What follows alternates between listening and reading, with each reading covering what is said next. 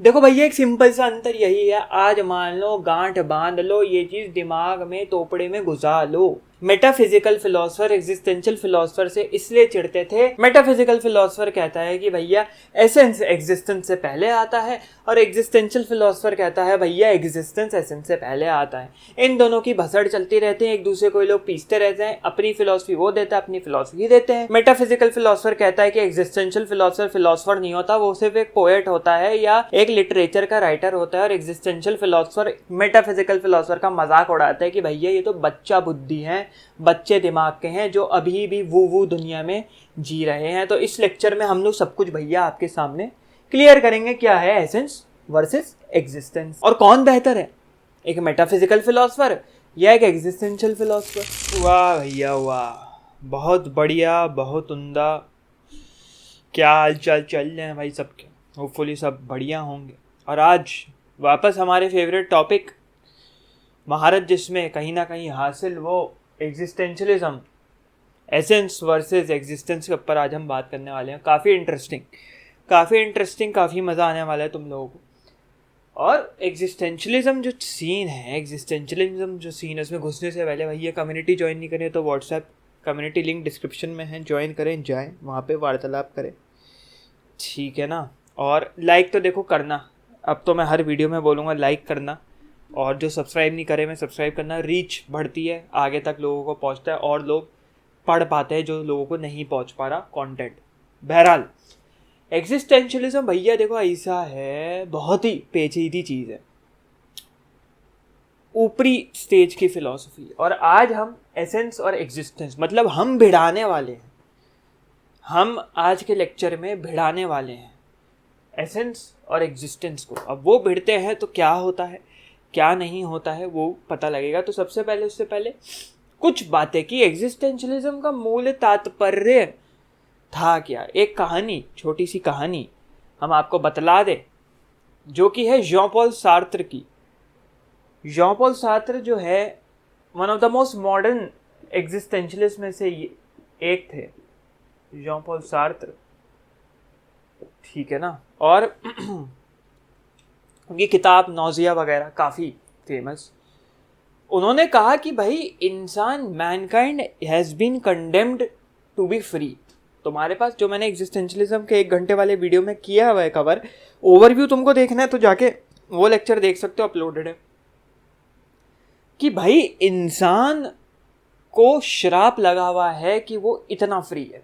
ऐसा कि जैसे समझो उसके पास श्राप है, तो वो श्रापित है फ्रीडम की वजह से, इतना फ्री है कि तुम सोच नहीं सकते। और नाइलिज्म को वो ऑप्टिमिस्टिक नाइलिज्म के रूप से देख रहे थे कि इस लेवल पे तुम्हारे पास फ्रीडम है कि यू आर, इस लेवल से तुम्हारे पास कोई मीनिंग नहीं है लाइफ में, कि you are free to give any meaning to your life. अब एक कहानी है भैया, ठीक है। जर्मनी, जब स्टोरी टेलिंग है, आराम से सिट बैक से रिलैक्स होके सुनो। जर्मनी जब बहुत स्ट्रॉन्ग चल रहा था, जर्मनी हिस्ट्री में बहुत वक्त तक स्ट्रॉन्ग रहा है और हमेशा स्ट्रॉन्ग रहा है, तो वो क्या कर रहा था, हर कंट्री को जाके इन्वेड कर रहा था, तोड़ रहा था, फाड़ रहा था। और क्या किया, फ्रांस बड़ा अपने ऊपर गर्व रखता था, फ्रेंच लोग बड़ा अपने ऊपर गर्व रखते थे कि भैया हम लोग बहुत स्ट्रॉन्ग हैं। क्यों? क्योंकि जो उनका जनरल था, आर्मी जनरल था, उसका शायद नाम मैग्नेट था, उसने एक सुरक्षा बनाई हुई थी, जो उसकी फौज थी उसको बोलते थे फ्रांस के लोग मैग्नेट लाइन।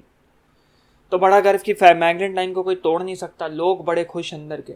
एक बार क्या हुआ भैया, जर्मनी ने दिखाने के लिए, फ्रांस और प्राउडनेस तोड़ने के लिए, अहंकार तोड़ने के लिए घुस गया मैग्नेट लाइन तोड़ के।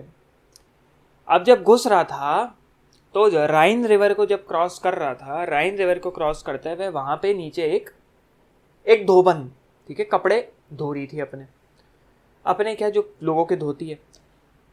उसने देखा कि, उसने पूछा कि भाई कौन हो तुम लोग, कहाँ से आ रहे हो और क्यों घुस रहे हो मेरे वतन के अंदर, तुम मेरे फ्रांस के फौजी तो लग नहीं रहे। तो उन्होंने कहा भैया हम जर्मनी की फौज हैं, तुमने तुम्हारी तोड़ दी है, मैग्नेट लाइन तोड़ दी है, अब हम अंदर घुस रहे हैं, अब तुम हमारे गुलाम हो, तुम्हें हमारी गुलामी करनी पड़ेगी।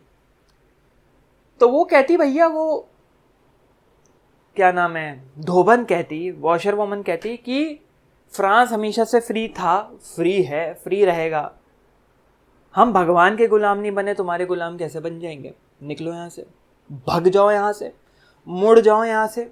उन्होंने बोला नहीं मुड़ेंगे, हम तो आगे बढ़ेंगे।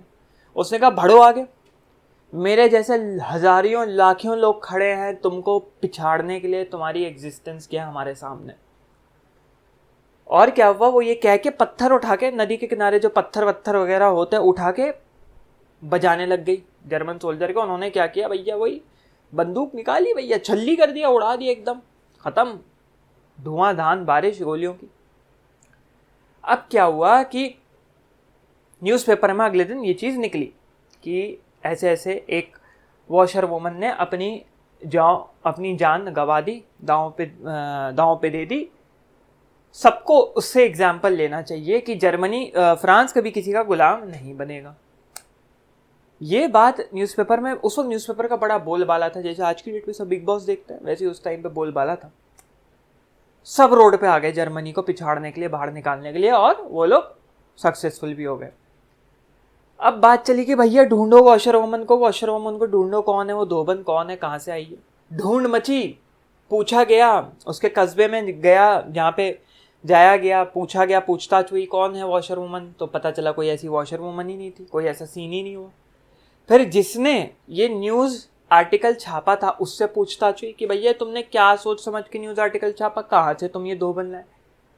तो पता चला वो न्यूज़ आर्टिकल छापने वाले थे जॉन पॉल सार्त्र, जो एक आर्टिकल एडिटर थे, एडिटोरियल में काम करते थे और लिखते भी थे आर्टिकल, जिससे कि अपनी वो बातें कहीं ना कहीं मासेस तक पहुंचा पाए। और उन्होंने कहा कि भैया देखो ऐसा है, ऐसी कोई धोबन वोबन नहीं है, वो तो मैंने फ्रांस के लोगों को जागरूक करने के लिए ये चीज़ बोली थी, जिसके लिए बड़ी इनकी हुई वाहवाही। जॉन पॉल सार्त्र की देखो एग्जिस्टेंशलिज्म का concept, that you are free, that we are not slaves of God, that we are free to create our own meaning, we are not slaves. Friedrich Nietzsche की भी कोई कहीं ना कहीं चीज़ उसको कैसे आगे बढ़ाया। ठीक है भैया, तो ये थी थोड़ी सी स्टोरी टेलिंग, एक कहानी छोटी सी, ठीक है ना, इसको तुम लोग देख सकते हो। अब हम चलते हैं अपने मेन लेक्चर की तरफ कि भैया एसेंशियलिज्म वर्सेस एग्जिस्टेंशियलिज्म है क्या, एसेंस वर्सेस एग्जिस्टेंस। हमने एग्जिस्टेंशियलिज्म के पहले लेक्चर में भी ये पढ़ा था, नाहिलिज्म में पढ़ा था, मेरे को याद नहीं, कि भाई किसी भी चीज़ की एक एसेंस होती है। तो ये कुछ 4 पॉइंट्स है जो आप लोग देखो अपनी स्क्रीन पे। एसेंस, सबसे पहली चीज़, make something what it is, किसी चीज़ को वो चीज़ बनाता है, किसी चीज़ को चीज़ कहलाने लायक वो चीज़ तब बनती है जब उसमें तुम कोई एसेंस डालो। अबे ये कोई भी चीज़ हो सकती है भाई, क्या है ये, तुमको पता है ना रेक्टेंगल है, क्यों, क्योंकि इसमें 4 साइड्स हैं, 4 वर्टेक्स हैं, 90 डिग्री एंगल बन रहे हैं, ठीक है, डायगोनल्स बन रहे हैं जो एक दूसरे को शायद 90 डिग्री पे इंटरसेक्ट करते हैं। तुमको ये पता है, ये इसकी एसेंस है जो इसको एक रेक्टेंगल बनाती है भैया, समझ रहे हो।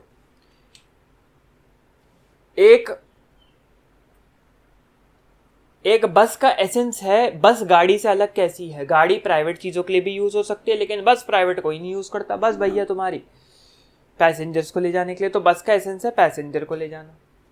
जॉन पॉल सार्त्र ने कुर्सी का एग्जाम्पल लिया कि जो जड़ वस्तु चीज़ें होती हैं, कुर्सी हो गई, गाड़ी हो गई, छुरी हो गई, उसका पहले तो एसेंस आता है, फिर एग्जिस्टेंस आती है, उसके बारे में आगे बात करेंगे। दूसरी चीज़ है कि भैया एक डिफाइंड पर्पस है, किसी भी चीज़ का डिफाइंड पर्पस है। कुर्सी का पर्पस है उस पर बैठना, छुरी का पर्पस है काटना सेब, शर्ट का पर्पस है शरीर ढकना, अपर बॉडी पहनना, नीचे कोई पजामे की जगह भैया शर्ट पहन के तो आएगा नहीं, और कच्छा लटका के तो आएगा नहीं मुंह पे।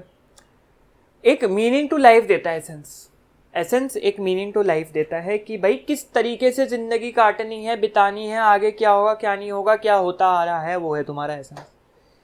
फिर है an essence necessary for anything to exist, किसी भी चीज की एग्जिस्टेंस के लिए एसेंस जरूरी है। प्लेटोनिक टाइम, सोक्रेटिस टाइम और तुम्हारे एरिस्टोटलियन टाइम में तुम समझ लो ग्रीक, एंशिएंट ग्रीक फिलोसफर्स ये कहते थे कि एसेंस प्रीसीड्स एग्जिस्टेंस, एसेंस पहले आता है फिर आता है एग्जिस्टेंस।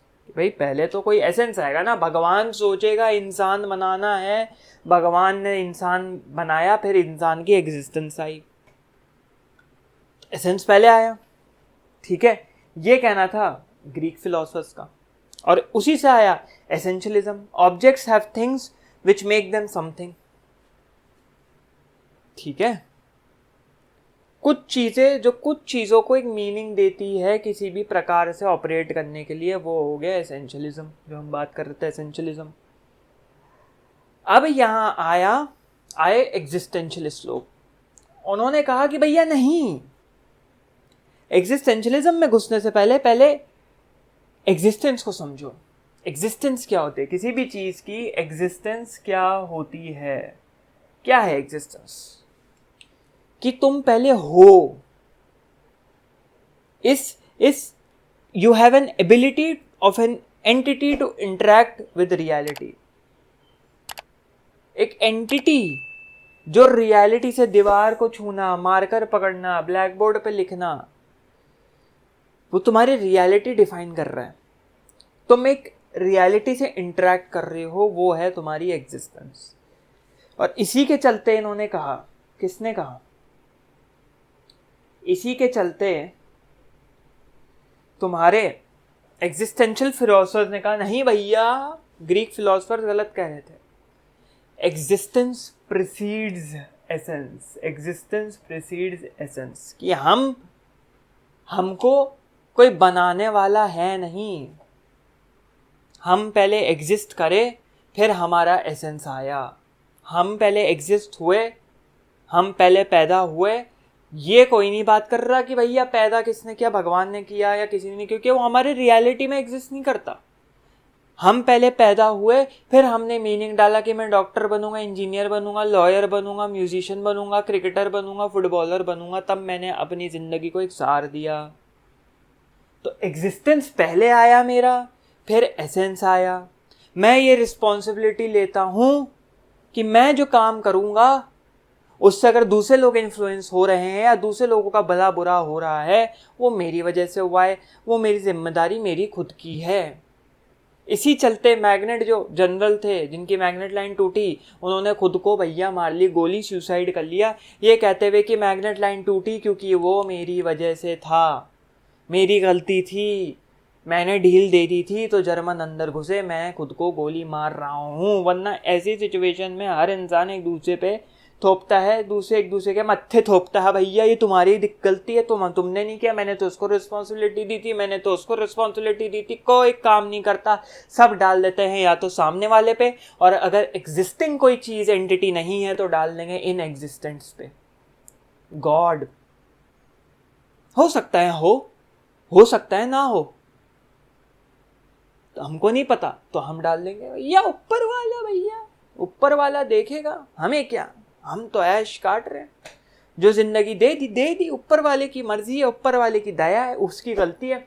एग्जाम में अच्छा हुआ तो ऊपर वाले ने दिया, बुरा हुआ तो भैया देखो ऊपर वाला इस पे मेहरबान ही नहीं था, क्योंकि तुम पूछते ही नहीं थे ऊपर वाले को, या तुम जो हो ऊपर वाले की सेवा ही नहीं करते थे। खत्म कहानी, डाल दिया, बैड फेथ, एवरीथिंग खत्म। इसलिए एग्जिस्टेंशियल फिलोसफर्स बड़े स्ट्रॉन्ग कहलाते हैं। तो ये था एक छोटा सा लेक्चर, एसेंस वर्सेस एग्जिस्टेंस। ज़्यादा लंबा नहीं रखना था, छोटी सी स्टोरी टेलिंग के साथ।